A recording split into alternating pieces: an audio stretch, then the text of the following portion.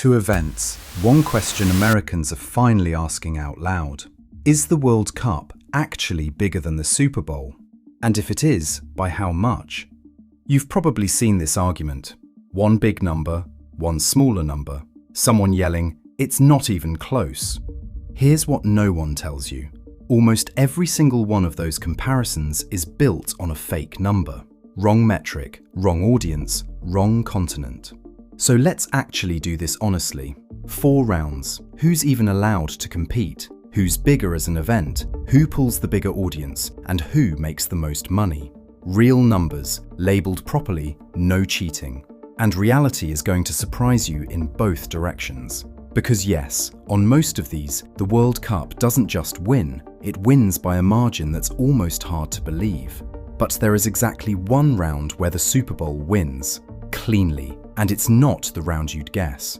So stick around. At the very end, I'll show you the one number the Super Bowl actually wins. And once you see it, you'll understand why America took 100 years to care about this sport, and why that's changing right now.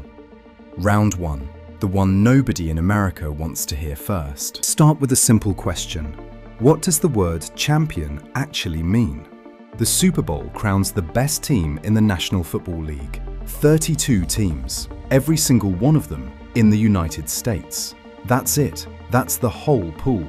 The World Cup is open to 211 national teams, 211 countries on every inhabited continent, all trying to qualify for the same trophy. 32 American franchises, 211 nations. One of those is a domestic league. The other is every country on the planet that cares about a ball. So here's the uncomfortable reframe.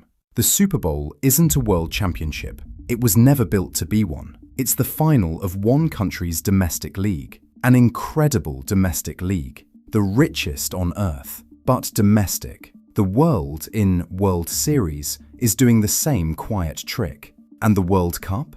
It's the closest thing the human species has to a single shared competition. The match that opens it, Mexico against South Africa in Mexico City, that's a country from North America against a country from the southern tip of Africa, and billions of people on both sides treating it like it matters. Because to them, it does.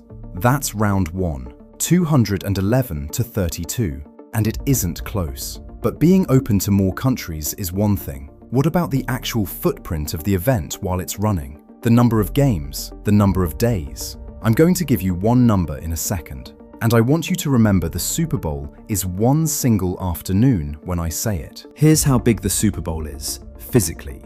One game, one day, one stadium. About 3.5 hours, and it's over. It's the most concentrated event in sports. That's its whole identity. Everything, everywhere, all at once, for one Sunday. Now here's the World Cup in 2026. 48 teams, not 32 anymore. This is the first time it's ever been 48. Those teams play 104 matches across 39 days in 16 different host cities, spread over 3 different countries, the United States, Canada, and Mexico. 104 games versus 1 game. Picture that. For the price of a single Super Bowl Sunday, the World Cup gives you 104 of its own, stacked back-to-back across 39 days, with the final landing at MetLife Stadium just outside New York. So if you measure event by sheer size, number of games, number of days, number of cities, number of countries, it's not a contest. It's one afternoon against 39 days that swallow an entire continent. Now here's the round where everyone online lies to you, including most of the World Cup fans doing the bragging. Round 3. Who actually pulls the bigger audience? Because the number you've seen everywhere is wrong. Not a little wrong, spectacularly wrong. And keep this in mind, I still owe you the one round the Super Bowl actually wins. That's coming. But first, the crowd. You've definitely seen this one. 1,500 million people watched the World Cup final. The Super Bowl only gets 120-something million. Case closed, right? Wrong. That comparison is garbage, and I'll show you exactly why. That 1,500 million number, according to FIFA, that's reach. Reach means anyone who watched at least one single minute, and it's global. It's like counting every single person who glanced at a TV as they walked past a bar, versus counting only the people who actually sat down and watched the whole game. The Super Bowl's 120-something is that second kind of number, average viewers, people actually watching at any given moment, and it's only counting the United States. You're comparing glanced at it once anywhere on Earth against sat and watched in America only. That's not a comparison, that's a magic trick.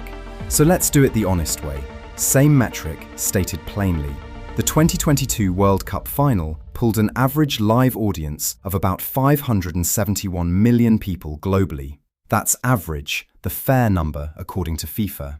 The most recent Super Bowl pulled an average of about 126 million viewers in the US. And even at its very peak, the single biggest moment, around 137 million, the World Cup's average still beats it by roughly 4.5 to 1. So the honest answer is the World Cup is bigger here too, just not by the insane, made-up margin you keep getting sold. About 4.5 to 1, and you didn't need a fake number to prove it. And remember, I told you there's one round the Super Bowl actually wins. We're almost there. Because everything I've just shown you, who can play, how big it is, who watches, is about how many. The last round is about something Americans understand better than anyone on the planet: worth. So who's worth more? And here it is, the one number that changes everything about this comparison. Start with the World Cup because the number is huge. For 2026, FIFA put up $871 million in prize money. The winning country alone walks away with 50 million, a record. In Qatar 2022, the whole pot was 440 million. It's exploding. $871 million. That feels unbeatable. Spread across a month, 104 games, 48 nations. Now watch what the Super Bowl does. Not over a month, in 30 seconds. A single 30-second advertisement during the Super Bowl costs around $8 million. The premium slots in 2026 went for as much as 10 million. For 30 seconds. Sit with that. Every time a commercial break starts during the Super Bowl, some brand just handed over $8 to $10 million. Not for a stadium, not for a team, just for 30 seconds of your attention. That is more than most NFL players earn in an entire year. There is no other moment like that on Earth, not one. And it's not a fluke. The league behind it, the NFL, pulls in more than $23 billion a year. The Super Bowl is the single most valuable, most concentrated burst of paid attention the human race has ever built. That's the round. Per single event, per second of attention, nothing the World Cup does comes close. The World Cup is the most valuable global event. The Super Bowl is the most valuable single event, and those are not the same crown. So, is the World Cup bigger than the Super Bowl? Now you can answer it honestly instead of yelling a fake number. It depends entirely on what you mean by bigger. More nations? Not close. 211 to 32. Bigger event? Not close. 104 games to 1. Bigger audience? Still the World Cup, about 4.5 to 1, no cheating required. Here's the answer I promised you at the start. The one round the Super Bowl wins, and wins alone, $8 to $10 million for 30 seconds. The most expensive burst of attention ever sold. No other event on Earth touches it. And that number explains everything. For 100 years, America already owned the most valuable single sporting event on the planet.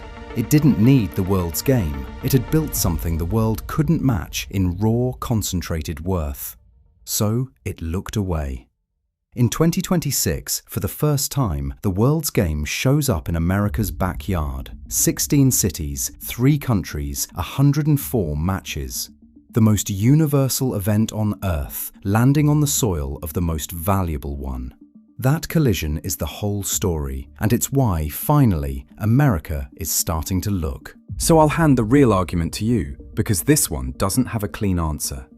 Which matters more to you, a sport the whole world plays, or the one event the whole country stops for? Drop it below. I'm genuinely curious where Americans land on this one in 2026. 4 rounds. 3 the World Cup wins. Universality, size, audience, and not by the fairy tale margins you get sold, but by real ones. 1 the Super Bowl wins, and wins alone. Worth per moment, the most expensive 30 seconds ever sold. Bigger is the wrong word. They're 2 different kinds of giant. One is the widest thing humans do together. The other is the most valuable thing one country does all at once. The numbers aren't even close, except one. And now you know which one and why. And for one summer, both of them are standing on the same patch of ground. We've never seen that before.